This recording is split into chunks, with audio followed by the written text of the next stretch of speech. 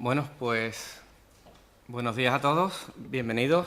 Y es para mí un placer dar la bienvenida, por un lado, a Igor Miernikov, académico de la Academia de Ciencias Rusa, valga la redundancia, del Instituto de Historia Universal, que ha tenido la amabilidad y la gentileza de prestarse a venir aquí a trabajar conjuntamente con nosotros, y es una muestra más del conjunto de actividades que en el marco del Bicentenario hemos estado realizando entre la Universidad de Cádiz, a través del aula universitaria hispano-rusa, y las universidades rusas. También tengo el placer de contar aquí, a mi lado, con la presencia de Esther Morel, es cónsul honoraria de Rusia en Andalucía, buena amiga nuestra, con buenas relaciones con Cádiz, y que además se presta siempre que hay cualquier evento, cualquier actividad relacionada con la actividad que nosotros llevamos a cabo, con la colaboración que llevamos a cabo con Rusia, pues se presta encantada a venir, a darse un salto y a acompañarnos. Así que, Esther, muchas gracias. Simplemente, por ser breve, puesto que el protagonismo no lo tenemos que tener, entiendo, nosotros, sino tanto Igor como Alberto, permitidme que os tutee, estamos aquí en confianza. Ellos son los que tienen que tener el protagonismo, simplemente resaltar brevemente un par de cuestiones. La primera, el hecho de que este sería el evento que, en cierta manera, cerraría el conjunto de actividades que, en el marco de la celebración del Bicentenario, tanto en Rusia como aquí en la Universidad de Cádiz hemos estado llevando a cabo, pues sería un magnífico colofón para todas las actividades que hemos estado llevando a cabo. Y luego, por otro lado, también la importancia que tiene la documentación que se va a presentar aquí, en el marco de la Constitución, de los estudios constitucionales, por la novedad y porque no han sido hasta ahora, entiendo, publicados, y constituirán también, pues, un punto de inflexión en los estudios de la Constitución y de cómo la Constitución de Cádiz fue llevada a Rusia. Entonces, desde ese punto de vista, creo que académicamente tiene una importancia muy grande. Por lo demás, simplemente darle las gracias a Igor. Muchas gracias por venir aquí.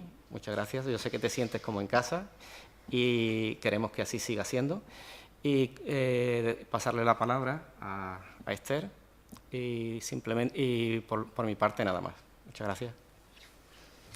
Здравствуйте, добрый день. Меня зовут Esther Morel, я консул русский в Sevilla. Quería hacer la presentación en ruso para hacer más cercano el idioma a nosotros, porque para mí es un placer que venga un académico de Moscú aquí a enseñarnos de la cultura rusa y que hable perfectamente el español. Y creo que nosotros tenemos una asignatura pendiente, que es aprender el ruso. Yo lo estoy aprendiendo con 50 años, cosa dificilísima, pero allí va. Y se va aprendiendo y es interesantísimo. Además, te da una sensación maravillosa cuando vas consiguiendo hablar algo. Con lo cual, os animo a todos que la lengua une muchísimo y mientras no cumplamos con esa asignatura pendiente, las relaciones no serán todo lo fluidas que deberían ser. Agradecer la presencia de todos los que estáis aquí, porque os conozco a la mayoría. A Igor lo estoy conociendo hoy, pero sé que sois unos apasionados de Rusia y esto merece todo mi agradecimiento, porque con vuestra colaboración pues, me ayudáis a cumplir uno de los mandatos principales, que es desarrollar la cultura aquí en Andalucía. Así que muchísimas gracias y espero que sea muy bien recibido. Pues nada, sin más.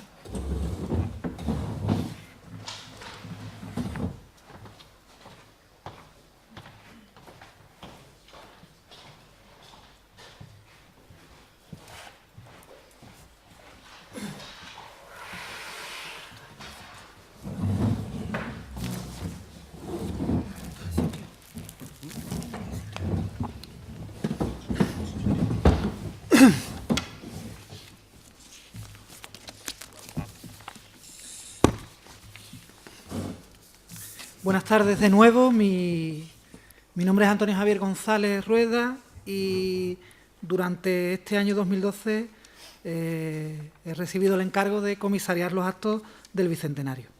Este acto que empezamos hoy es un acto que está dentro del eje de internacionalización que inicialmente se pensó para las actividades de la universidad en relación al Bicentenario.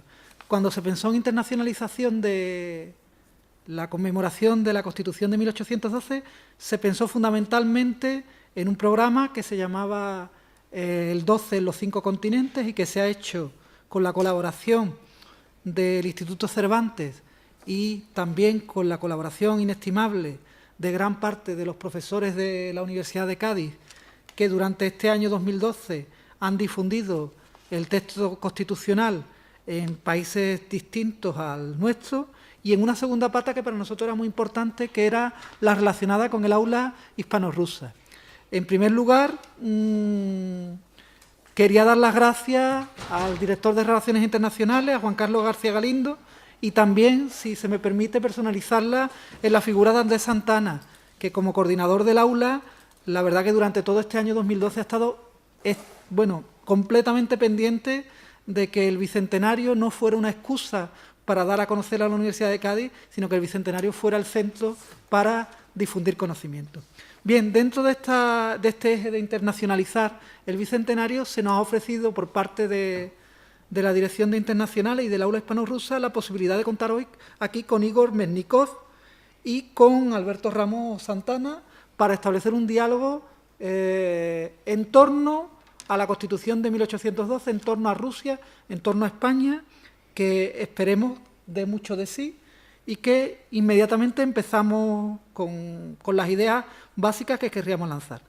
Ideas, pues bueno, fundamentalmente nos separaron 2 lenguas, que es cierto, nos separaron 2 alfabetos, como muchos ya sabemos, nos separaron miles de kilómetros, pero sin embargo nos unió un enemigo común, que yo creo que sería la base de este diálogo. Y los que saben de historia saben que quizás la argamasa que más une es la de el tener un claro enemigo, una clara figura que está encima de nosotros, amenazante. Bien. Hoy contamos con 2 personas de perfiles completamente diferentes. Empezamos por Igor Meznikov, pertenece al Instituto de Historia Universal, es investigador científico de la Academia de Ciencias de Rusia, sería nuestro equivalente a investigador del Consejo Superior de Investigaciones Científicas, y es especialista en el primer tercio del siglo XX. A pesar de ello, como miembro de la Junta Directiva de la Asociación de Hispanistas de Rusia y como director del Centro Ibérico de la Universidad Estatal Rusa de Humanidades, desde hace aproximadamente 3 años se ha centrado bastante en ver la relación de la Constitución del 12 con los hispanistas rusos. Y yo creo que puede ser una persona perfecta para el diálogo de hoy. Y por el otro lado, presentar de nuevo a Alberto Ramos Santana es como una especie de lujo repetitivo, ¿no? De lujo que se repite. Doctor en Historia por la Universidad de Sevilla, catedrático de Universidad de Historia Contemporánea por la Universidad de Cádiz, vocal de la Comisión Nacional del Bicentenario de la Constitución del 12 y, sin duda, porque el currículum y los libros publicados nos llevaría pues gran parte del tiempo que tenemos previsto hoy, pues una de las personas que más ha investigado sobre el Bicentenario, sobre la Constitución de 1812, sobre su época. Y luego, además, es muy importante recalcar en él la disponibilidad. Hay gente que investiga y que está aislada y otra gente como Alberto que no le importa hacer ese ejercicio tan universitario que es la divulgación, el dar a conocer lo que se está haciendo dentro de nuestras aulas, de nuestras bibliotecas, de nuestros laboratorios. Bien, decíamos que un enemigo une mucho y teníamos el diálogo establecido en 3 bloques. El primer bloque que queríamos abordar era analizar el periodo previo a la Constitución de 1812 y podíamos empezar contando, si queréis, cada uno de manera breve pero profunda si podemos, cómo empezó la guerra con Napoleón en España y Rusia, porque hay que recalcar que también tenemos en común que ambos fuimos aliados de Napoleón con anterioridad, en concreto con el Tratado de San Ildefonso en el 1797, en el caso español, o varios tratados de San Ildefonso, y luego con el Tratado de Tilsit en 1817 por parte rusa. También en este bloque sería interesante, creo, para el público que lo va a ver por Internet, saber cómo fueron las relaciones hispano-rusas antes del 12 y cómo fueron, también en ese nivel de divulgación o de anécdota que tanto nos gusta a los que nos apasiona la historia, cómo fueron las negociaciones secretas de esos tratados. Bueno, estos son los elementos y si queréis, por cortesía, empezamos con Igor, con este primer bloque. Muchas gracias. Es que primero de todo quería agradecer a vuestra amabilidad de la ciudad de Cádiz, de la Universidad de Cádiz y del alma del corazón que se unen las relaciones hispano-rusas, Andrés Santana, que dirige el Centro Hispano-Ruso de la Universidad de Cádiz y que realiza un trabajo grandísimo de reforzar y desarrollar nuestras relaciones en el ámbito educativo, científico y cultural.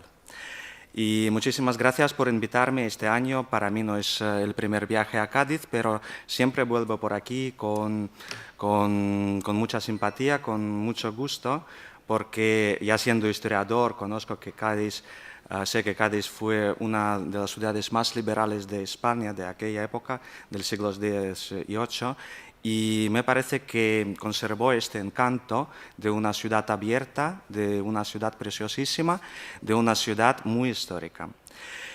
Y empezando con las relaciones con nuestro tema de hoy día, creo que el año 1812, que celebramos su bicentenario, para nosotros las relaciones hispano-rusas fue un hito histórico, fue un año que divide periodos en la historia de relaciones hispano-rusas. Y refiriendo al periodo previo, puedo decir que las relaciones más o menos regulares se establecieron en los finales del siglo XVII, con la embajada de Piotr Patiomkin. Su retrato ahora está en el Prado, en el Museo del Prado, que hizo tan asombro en los españoles que le pintaron enseguida cuando vino por aquí. Y durante esta época de los finales del siglo XVII y XVIII, estas relaciones estaban como en un periodo de formación y siempre dependían, en muchos casos, de las relaciones que ambos países tenían con Francia. Durante esta época sabemos que el siglo XVIII fue la época de los pactos de familia entre los Borbones españoles y franceses, y con Rusia también Francia llevaba unas relaciones muy intensas, y como escribió varias veces y dijo a la emperatriz Caterina Grande, la emperatriz Caterina II, su ministro de Asuntos Exteriores, Nikita Panin, siempre la corte de Madrid, para nosotros, los rusos de aquella época que casi no conocían España, la corte de Madrid fue como la sombra de la corte de Versalles. Y con esta idea llegamos al punto clave, el inicio de la Revolución Francesa de los finales del siglo XVIII. Así como nuestras relaciones dependían de Francia, los cambios políticos que sucedieron ahí, en Francia, influyeron muchísimo al desarrollo de las relaciones hispano-rusas. Básicamente, como ha dicho Igor, las relaciones se fundamentaban en esa relación de familia. Es decir, los Borbones en Francia y los Borbones en España. La llegada de los Borbones a España supone una ampliación del marco de competencias diplomáticas. Y en esa línea, una relación previa existente al final del siglo XVII se amplía gracias a que las dos monarquías son borbónicas y las dos monarquías influyen. Sobre todo la francesa influye bastante en Rusia. Ese modelo de esa monarquía ilustrada, que en España se repite durante el siglo XVIII, permite esa ampliación de relaciones. Pero no podemos olvidar que hay un elemento también que es fundamental, que son las relaciones comerciales. España descubre en Rusia una nación donde comercialmente le interesa mucho, donde proporciona materia prima que es fundamental y donde puede enviar productos manufacturados. Y esas relaciones comerciales se van a mantener hasta final del siglo XVIII y precisamente hay una ruptura, una escisión como consecuencia de la Revolución Francesa, de la actitud que adoptan con Francia por parte de Rusia, y también porque España, a partir del final del siglo XVIII y a pesar de la Revolución, se mantiene con una dependencia directa de las relaciones exteriores francesas. Terminan los Borbones, en España se establece, después de la Revolución, ese cinturón sanitario, pero inmediatamente lo que son pactos de familia se transforma en el pacto de la Convención. España, por necesidades, por conveniencia, acepta al final el producto revolucionario y establece un pacto de la Convención que es una continuación de los pactos de familia. Y es curioso que de unos pactos de familia borbónica se pase a un pacto contra el que le ha cortado la cabeza al monarca Borbón en Francia. Y en ese momento hay una ruptura casi de relaciones, sobre todo comerciales, entre España y Rusia, que el Tratado de Bering-Lieky, entre otras cosas, lo que pretende es recuperarlas. Y el embajador español en Rusia, en San Petersburgo, que es también el principal agente comercial que tiene España, tiene mucho empeño en restaurarlas. Y en ese sentido yo creo que sí es interesante rastrear eso, que generalmente en la historia de España no se estudia mucho, hay trabajos interesantes, pero no es muy conocido, que son esas buenas relaciones que hubo en el siglo XVIII entre España y Rusia. Sí, claro. Y también puedo añadir que esta ruptura de relaciones comerciales también llevó al final a una guerra declarada, casi la única en la historia de nuestros países, que declaró Pablo I a Carlos IV en 1799, porque el último no aceptó el nuevo título del emperador ruso de jefe superior del Orden de Malta. Y fue una guerra declarada, pues no llegó a la guerra real, pero al final, matado Pablo I y Alejandro I como su heredero subió al trono de Rusia, las relaciones entre nuestros países se mejoraron casi dentro de unos meses. Y fue firmado un tratado de paz, de alianza, que recuperaba las relaciones amistosas, como decían en aquella época. Pero interesante es después ver cómo volviendo quizá al origen de esta reunión, como dos naciones que habían sido aliadas, que tienen una ruptura, un enfriamiento, a pesar de la alianza con Alejandro I, las relaciones comerciales no se recuperan al mismo nivel, siguen un poco rotas, quizá también por el problema incluso de España de poder seguir comerciando. No podemos olvidar que en este momento España está en plena guerra contra el Reino Unido por su alianza con Francia. Y eso le impide muchas veces el tráfico mercantil normal. El Reino Unido perseguía a los barcos españoles donde estuvieran. Estoy recordándome ahora del famoso conflicto de la Mercedes, en el momento en donde teóricamente, en 1804, España y el Reino Unido estaban en guerra y sin embargo el Reino Unido asalta el convoy. Por tanto, esa dificultad existía en esas relaciones mercantiles. Y lo interesante es comprobar cómo dos monarquías, una pereza, por decirlo de alguna forma, en el caso de la española, y otra monarquía autocrática, como puede ser la de Alejandro, van a firmar una alianza con el representante de la revolución ecuménica, que es Napoleón, y prácticamente en contra de los intereses ideológicos y intereses, sobre todo personales, políticos de las monarquías en ese momento. Es la necesidad de aliarse contra un enemigo que era común de toda Europa. Esto favoreció mucho a Napoleón, porque liberarse, tener como aliados a España y tener como aliado a Rusia, le permitió a Napoleón hacer la campaña de Centro Europa y dedicarse a la conquista de Centro Europa contra Austria, contra Prusia y contra el resto de Europa. Y solamente la ruptura de esa alianza con España y con Rusia va a provocar, como después se vio, la caída de Napoleón. Si me permite, volviendo al origen, lo de los convenios, los tratados, España está firmando tratados, efectivamente, de tratados de familia, tratados de Ildefonso, que hay varios, pero después hay algunos tratados más que en algunos casos se nos olvidan, sobre todo por la coincidencia. Después del tratado, un tratado que es menos conocido, el Tratado de los Subsidios, de 1803, por el cual España va a contribuir económicamente con el Reino Unido, no en la guerra física, pero sí económicamente en su guerra contra el Reino Unido.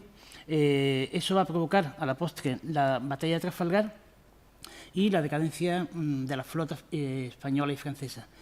Pero posteriormente a eso hay otro nuevo tratado con Francia, que es el Tratado de Fontainebleau, que es de 1807, que es el que establece el permiso para que los franceses entren en España a partir de 1807 con la excusa de conquistar Portugal para castigar a través de Portugal al Reino Unido. Es la coincidencia de que el de Tilsit es de 1807 y el definitivo de España con Napoleón también es de 1807. Bueno, no tenemos tiempo como para explayarnos y si os parece podríamos pasar al segundo bloque que giraría en torno a la virtualidad o qué supone el reconocimiento de la Constitución de 1812 por parte de Rusia. Hay historiadores que piensan que este reconocimiento es un tratado exótico, extraño y sin precedentes anteriores. ¿Sí? Si me permite, Moredor, nos faltaría una cuñita por medio. Sí. ¿En qué momento esos tratados de 1807 para Rusia y para España se rompen? ¿Y por qué se pasa de ese tratado de paz con Rusia y con España a una guerra? En el caso español hay una respuesta, se llama popular, pero que está perfectamente organizada y que el paradigma es el 2 de mayo, pero realmente la insurrección española ocurre a final del mes de mayo. Y es una insurrección de no aceptación de la cesión de la corona por parte de Fernando VII a los Bonaparte, la renuncia de la corona que los españoles no admiten y se forman esas juntas revolucionarias que inician la guerra. En el caso de Rusia es diferente, ¿no? ¿Cómo empieza la guerra? Fue la invasión napoleónica que rompió el transcurso del Tratado de Tilsit, pero volviendo a este tratado puedo decir que no fue bien aceptado por la parte de los rusos, de los diplomáticos, incluso del mismo zar, que tenía que oficialmente mantener las relaciones amistosas y fueron varios encuentros, por ejemplo en Erfurt, cuando fue el apogeo de la amistad, entre las comillas, entre el Napoleón Bonaparte y nuestro zar.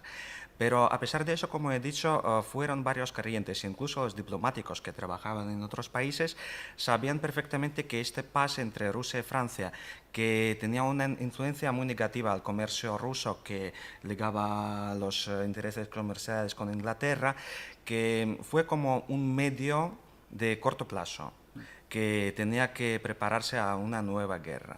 Y claro que se rompe con la invasión napoleónica en 1812. En este año coincidieron varios acontecimientos claves. En Rusia, por ejemplo, ahora estamos celebrando el bicentenario de la Guerra Patria, que hicieron varios mesas redondas, congresos, exposiciones, etc. Pero yo quería decir que este periodo de 1807 y 1812 fue como un periodo de varios corrientes y también con respecto a España puedo decir que, por ejemplo, nuestros embajadores, nuestros diplomáticos por ahí, Grigori Stroganov, un diplomático con mucha experiencia, que sabía todas las instrucciones del zar, él, por ejemplo, reconoció a Fernando VII como el rey de España tras el motín de Aranjuez, en breves días. Pero cuando, después de las abdicaciones de Bayona, recibió las instrucciones del zar para reconocer nueva situación política, y José I no fue todavía nombrado el rey de España, se negó. Y luego, cuando empezó la guerra, aprovechó el primer motivo, una violación del estatus territorial de la embajada rusa en Madrid, para salir de España. Y al recibir ya unas instrucciones del zar que le obligaron a volver a España como representante diplomático de Alejandro I ante la corte de José Bonaparte, se negó.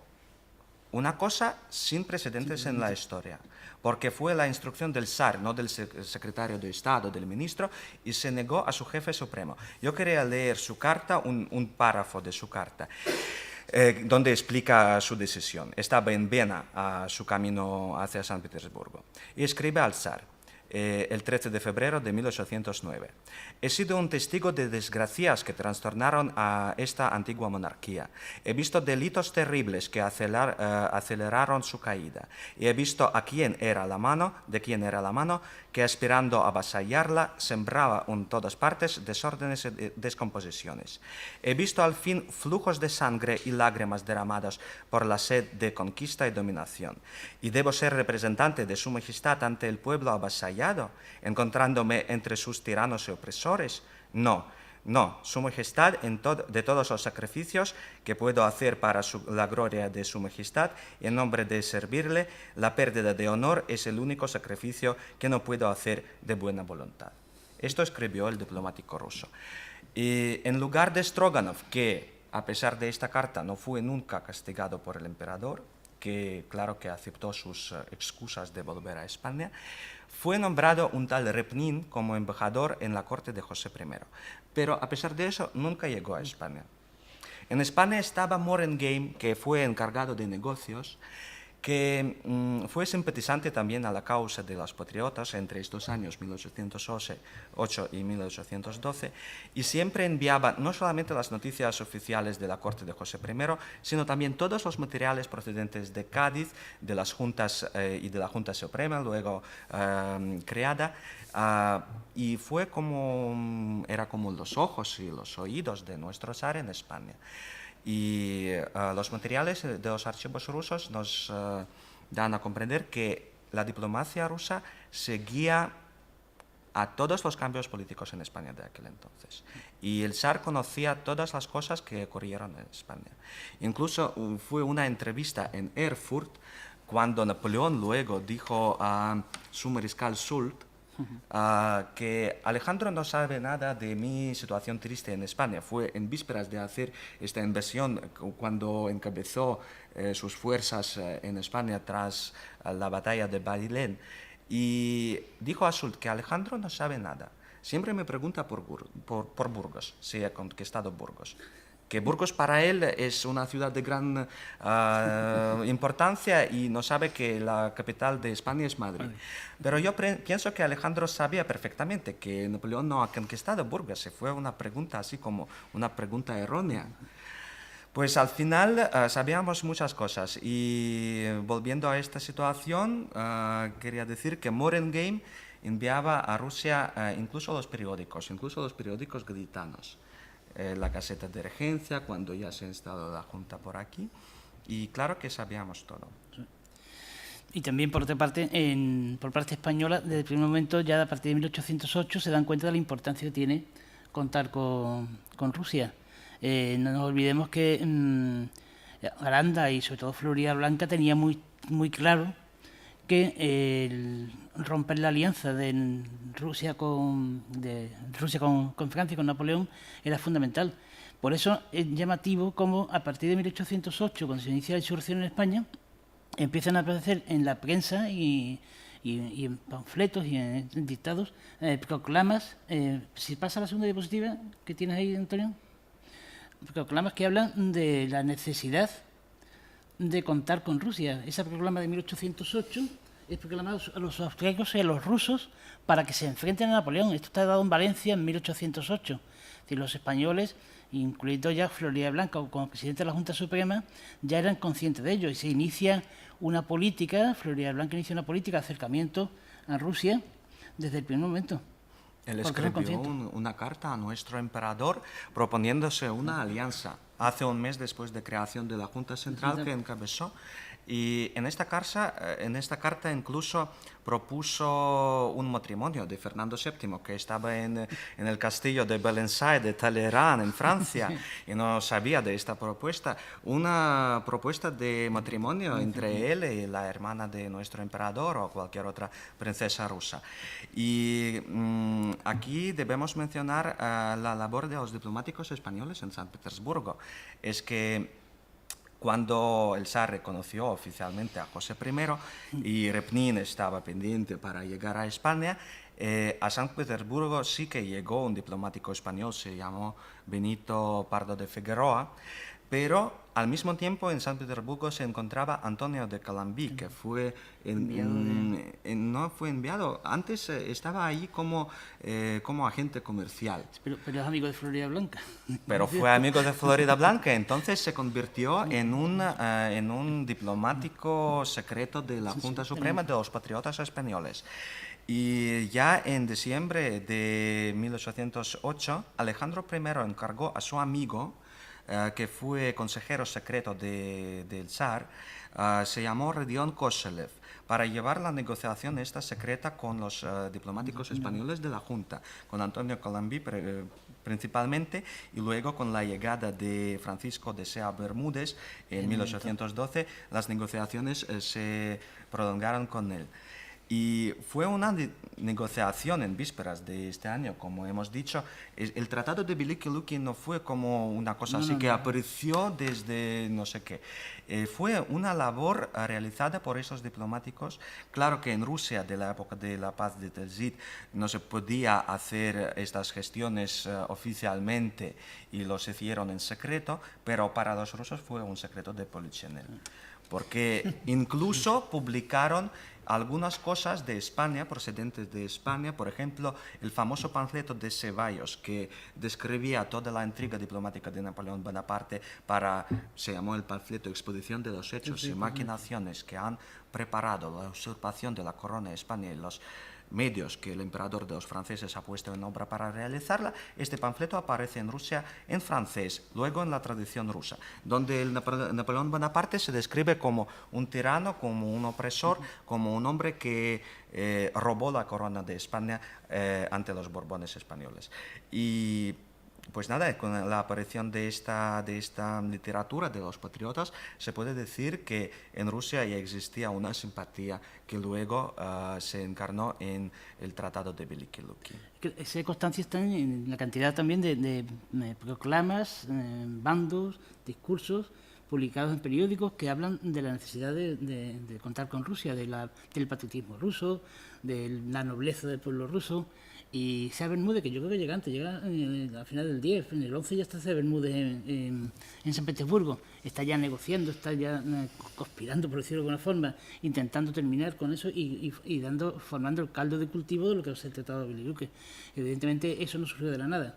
Sea Bermúdez era agente comercial también, tenía todos sus intereses comerciales de agencias españolas, representaba agencias españolas comerciales en San Petersburgo. Por tanto, había toda una conexión de la necesidad de restaurar las relaciones mercantiles y, sobre todo, para la Junta Suprema Española y después para las Cortes de Cádiz y la Regencia, era fundamental contar con ese apoyo. Es decir, no nos olvidemos que era el gran enemigo el gran aliado que podía tenerse contra Napoleón. Estaba en el Reino Unido, pero en el centro de Europa y sobre todo en el contexto de la política centroeuropea, Rusia era fundamental en ese momento, teniendo en cuenta que Austria y Prusia estaban ya prácticamente dominadas. Incluso la política interna que se hace allí por parte de los representantes españoles de la Junta Suprema es esencial. Incluso en estas negociaciones secretas fue una propuesta de hacer un tratado tripartido entre España, Rusia e Inglaterra. Y las relaciones estas y negociaciones secretas se intensificaron en los finales de 1811 y principios de 1812, cuando ya estaba evidente que la guerra es inevitable.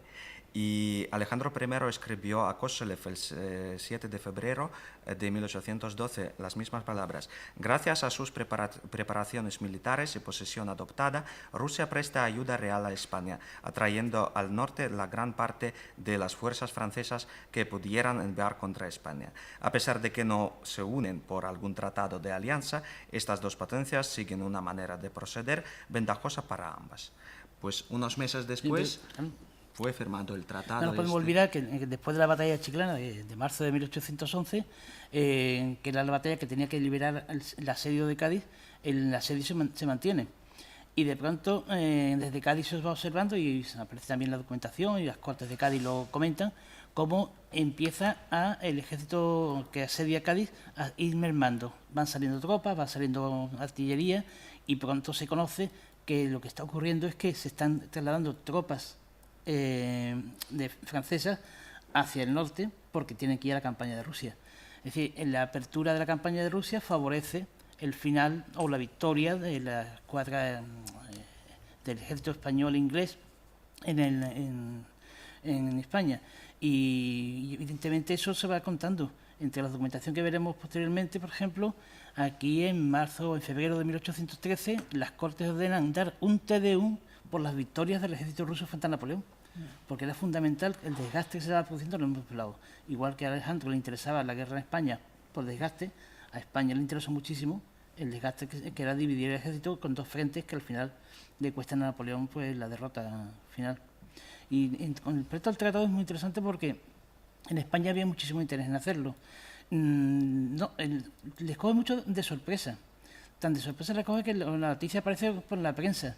Si vamos al principio un poco de las imágenes, veremos cómo, un poco más adelante si puede ver, veremos cómo ese tratado coge de sorpresa a todo el mundo, incluso a muchos de los diputados en Cortes, que se sorprenden al conocer que se ha firmado ese tratado. Les da una tremenda alegría. Fíjense, este es el decreto del 12 de septiembre de 1812, donde las Cortes ordenan publicar el Tratado de Beli-Luki.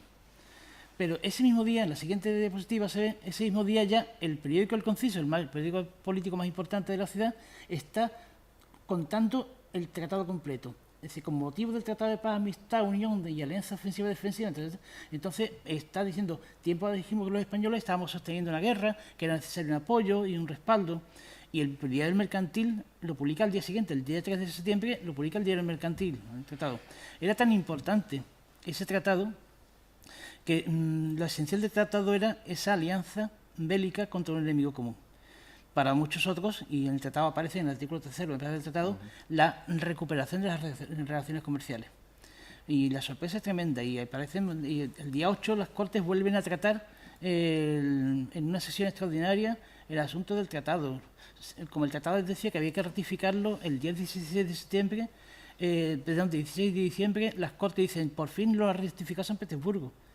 Y este documento que tenemos aquí, que es curiosísimo, porque no hay otro en España igual, es que en México se publicó un bando el 13 de julio de 1813 para dar a conocer que se ha firmado un tratado entre España y Rusia. Y se publica el gobernador español en México en eso. Entonces, para España fue esencial la firma del tratado y las Cortes fueron esencial. No nos olvidemos, y me callo un poquito, que a las Cortes de Cádiz y a la Constitución de Cádiz oficialmente se le reconocieron dos naciones. Primero fue Rusia, que además se ordena traducir la Constitución y publicarla en San Petersburgo.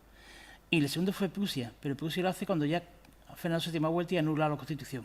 En Prusia lo hace 15 días después de que ya Fernando VII se haya cargado la Constitución. No hubo que hacerlo.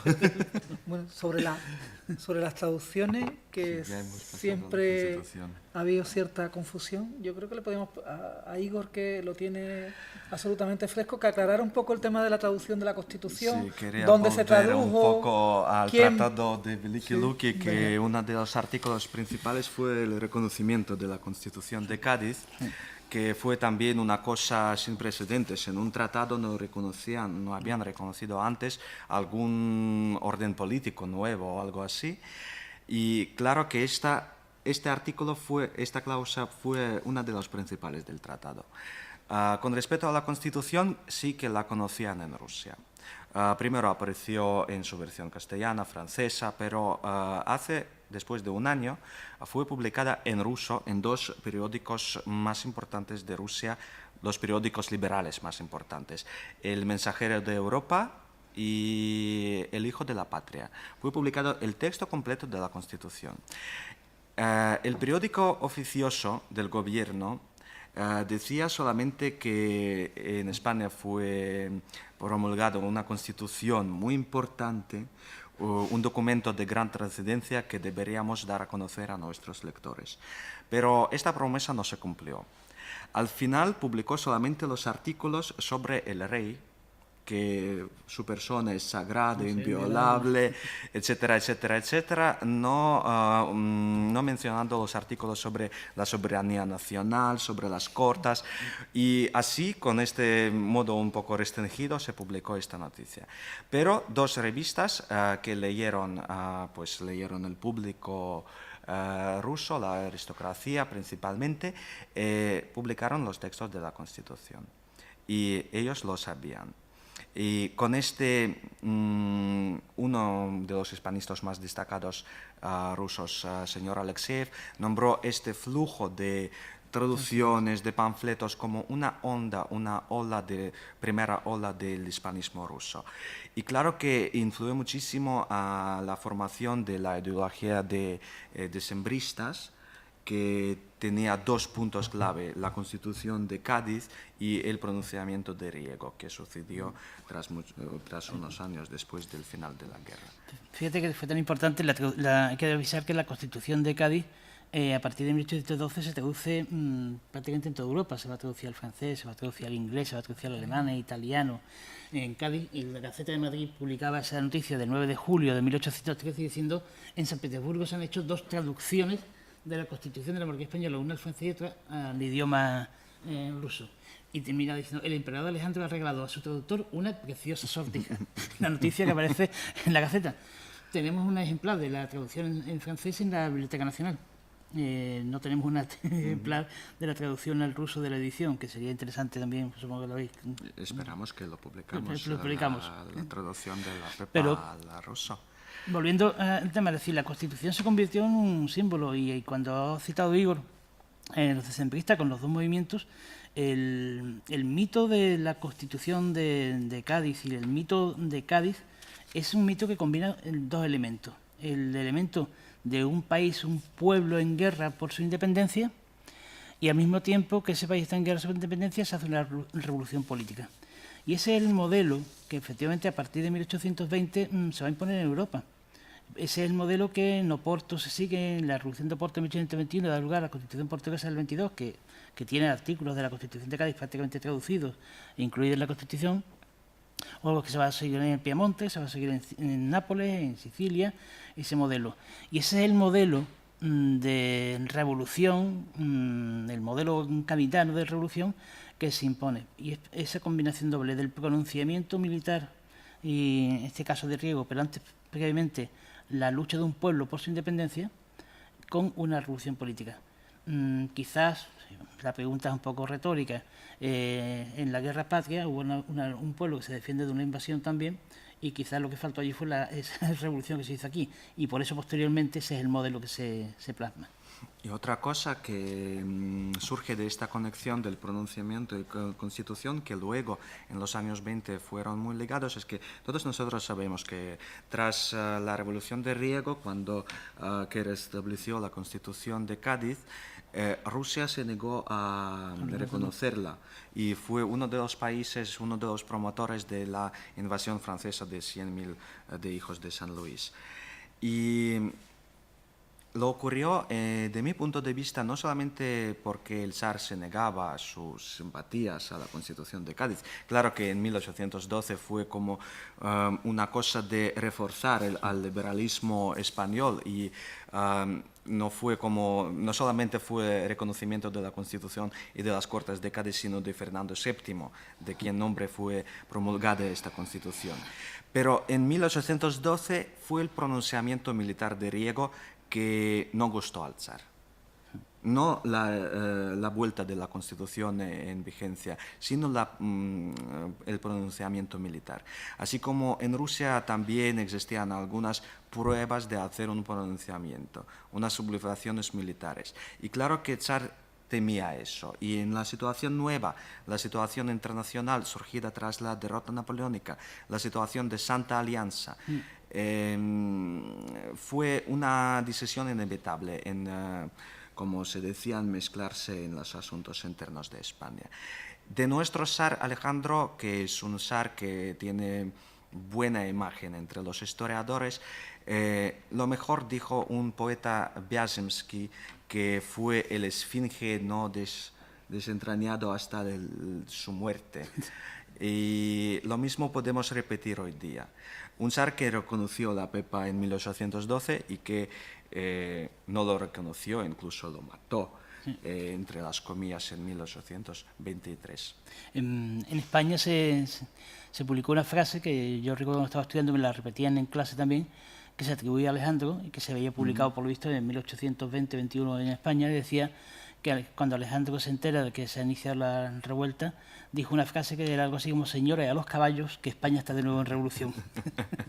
Intentando dar un golpe de importancia. Pero hay que entender que quizá en el contexto de la Santa Alianza, visto con la mejor intención, de manera inocente, se puede entender todo menos lo que hace el Reino Unido.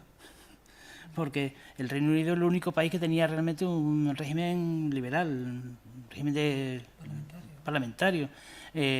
Alejandro no lo tenía y sigue teniendo una monarquía autocrática. En Francia había vuelto atrás y estaban intentando restaurarlo, que ya no es lo mismo después de Napoleón.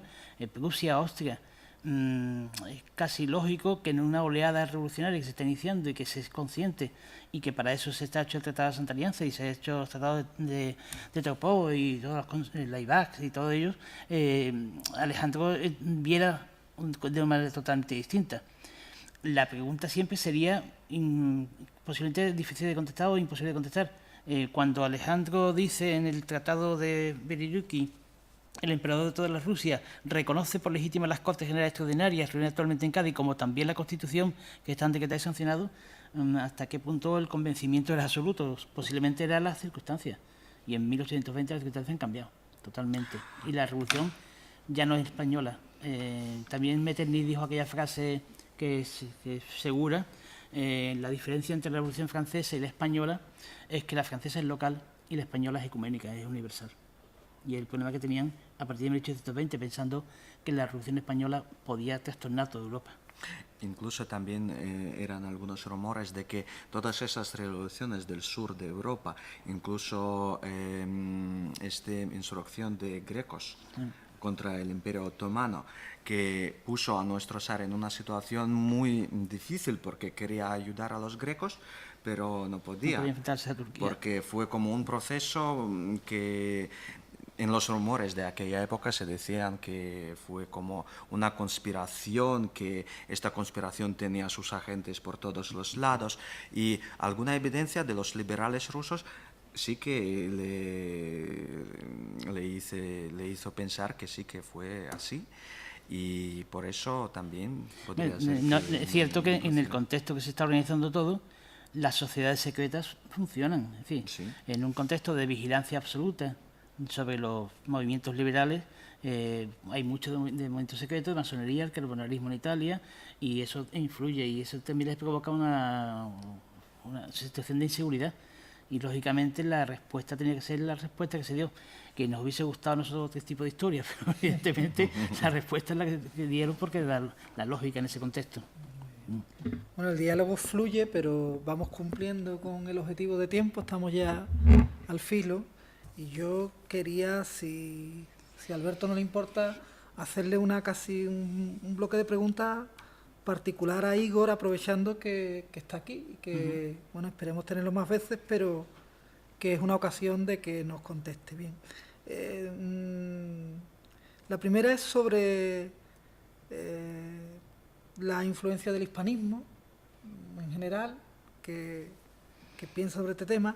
También aprovechar para saber cuál es el estado del hispanismo ahora mismo en Rusia, Bien. que creo que nos conecta bien. Y luego, por último, ya ligado a esto y casi como momento publicitario, ¿no?, preguntarte por el aula hispano-rusa. ¿Qué opinión tenéis allí? Aunque claro, es sesgada, estás aquí invitado por el aula, pero eres una persona académica y sincera que nos va a decir, bueno, entonces Vale, una intervención breve, pero bueno, que por lo menos incluso en la presencia en el acto de Andrés Santana. Perdona, debo yo creo que referirme para cambiar de tema podemos poner el final, que es la caída de Napoleón, que se ve ahí. Ahí, anterior. Ahí. Pues la influencia, ya hemos dicho que la Constitución y su restablecimiento tras la Revolución de Riego tenía mucha influencia política en Rusia.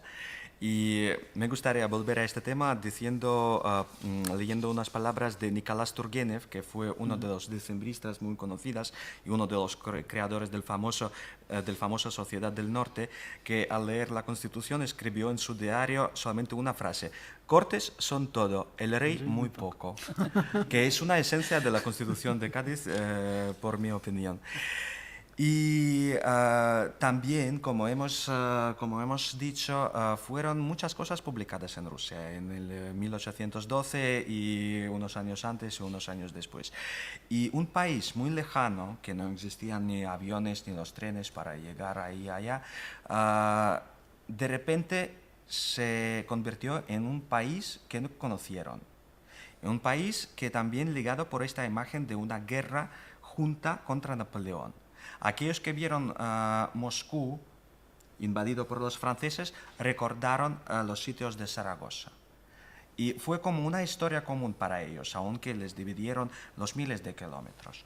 Y desde esta época, el 1812, como he dicho una vez, fue hito histórico en las relaciones hispano-rusas. Después de él, tras todos los cambios, estas rupturas durante la Revolución de Riego, tras otra ruptura cuando llegó al trono Isabel II, que tampoco fue reconocida por zar ruso Nicolás I, estas relaciones se mantenían. España se convirtió en un país que ya conocían en Rusia y los rusos empezaron a viajar a España y publicar luego sus notas de viaje que tenían mucho éxito entre los lectores rusos. También ya en el último tercio del siglo XIX aparece una generación de los historiadores famosos, los historiadores hispanistas, Luchitsky, Trachevsky y Piskorsky, tres historiadores más destacados de aquella época, de los fines del último tercio del siglo XIX.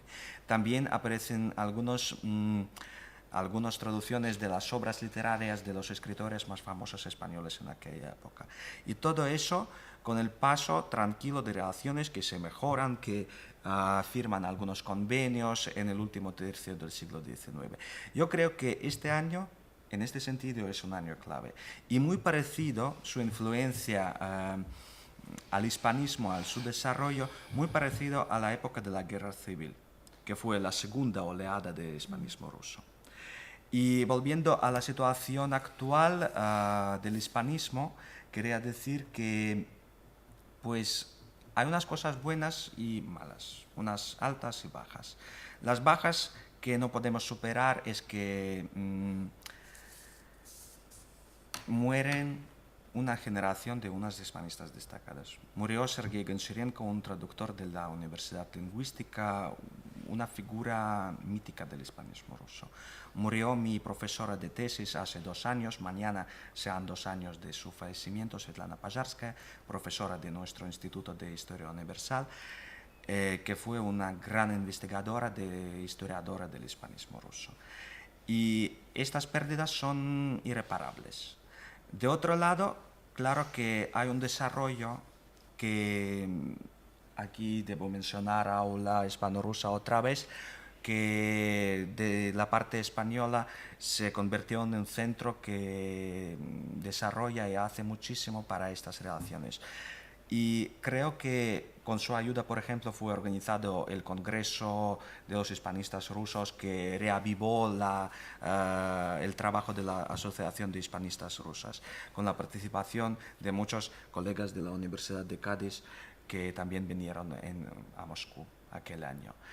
Creo que el futuro nuestro, a pesar de la crisis y de todas otras cosas, es un futuro abierto. Y yo, por ejemplo, de mi parte, estoy muy animado de hacer y desarrollar esta cooperación que ya tenemos con vosotros y con España.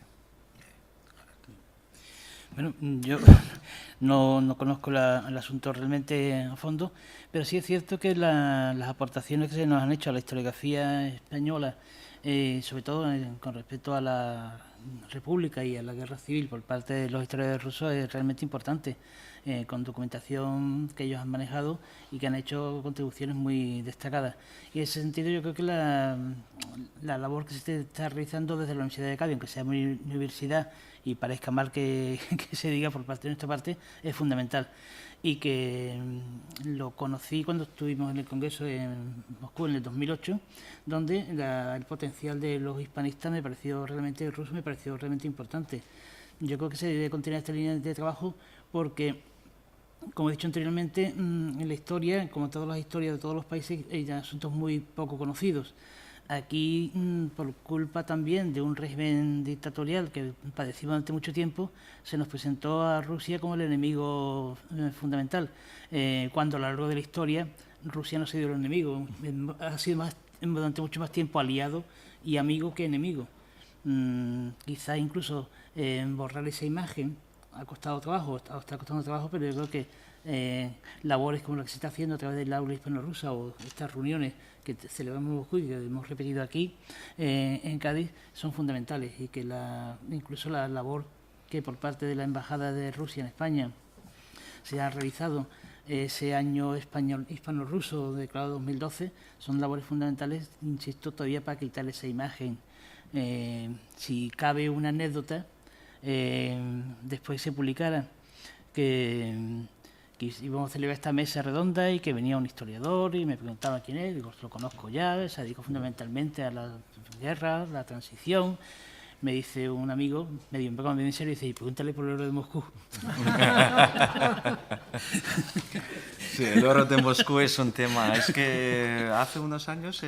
Perdón, es que eso acondiciona mucho la imagen. La imagen, sí. Es que hicimos con Elena Ikovic, una directora del cine, un documental dedicado a la Guerra Civil Española. 4 series. Ernesto Hemingway, Antoine de Saint-Exupéry, Mikhail Kaltsov, el corresponsal ruso, y George Orwell. 4 series con la guerra, con todos esos episodios, pero con una dimensión cultural. Y cuando hicimos una proyección de este cine antes de ponerlo en la televisión, al director del canal y de todo, la primera pregunta, ¿y por qué no contáis lo del oro de Moscú? A pesar de que Ángel Viña publicó un libro espléndido sí, sobre el tema, aclarándolo, pero todavía en España se dice que... Yo creo que las relaciones deben partir de esta base de la colaboración científica y cultural, porque hay mucho más, insisto, hay mucho más que nos oro, une, hay mucho más que oro, nos une, sí. y mucho más oro en las relaciones personales y amistosas y científicas que en aquella mítica imagen. Pues con el deseo final que han expresado Igor y Alberto, creo que podemos cerrar el diálogo. Agradecer a los que nos vean por internet la paciencia, porque sabemos que por pantalla 45 minutos o 50 minutos son mucho más lentos que en directo, y a los asistentes hoy pues muchas gracias por estar en Cádiz, y esperemos que podamos reeditar este diálogo en cualquier otra ocasión que venga, sobre la guerra civil, sobre el oro de Moscú, sobre lo que podamos. Muchas gracias. Muchas gracias.